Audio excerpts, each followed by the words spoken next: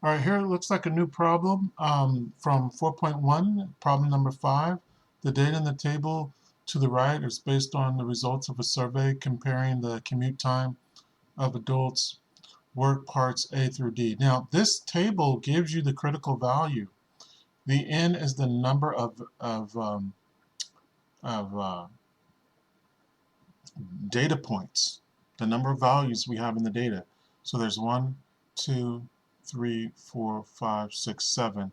So when n is 7, the critical value is 0.75. That's the critical value. So if r is more than this, then we have some results. So the first question is, well, which variable is likely the explanatory variable and which is the response? Well, the explanatory variable is usually in time, and so I would say the commute time is explanatory, and the response variable will be the well-being score.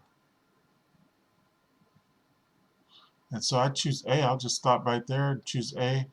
But I'm just trying to see what is the difference between A and B, because they also have commute time as the explanatory. But then the difference, I guess, is they're saying because well-being score affects commute time, because commute time affects well-being. I like A still. And so next is which scatter plot matches the data. So we probably should just open it up in StatCrunch and just graph it real quick. And what we can do is just go to graph and go to scatter plot. Select our X and our Y. Okay, so it is very correlated. Negative correlation though. As time goes up, well-being goes down. So I'm looking for that. And it actually kind of looks between A and between C and D, but I'm going to go with C. Um, and then finally, determine the linear correlation coefficient between the compute time. So StatCrunch will do this. You go into Stat, and then you would go into regression, simple linear regression.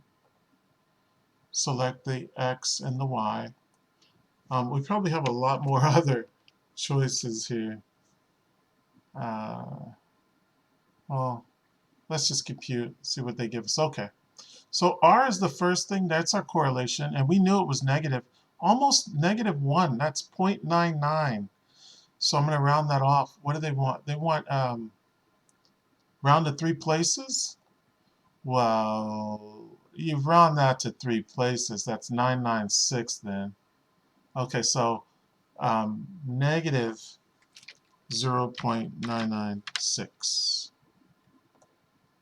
All right.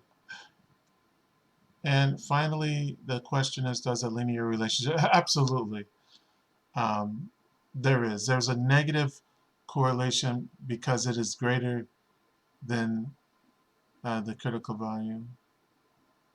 Because the absolute value is greater than the critical value. Well, what's the difference between E and F? Oh, yeah. Negative association, and it is because greater than the critical value. And we noticed the critical value is 0.745, so 754. 754 is what we got there. And now we're off to the next question.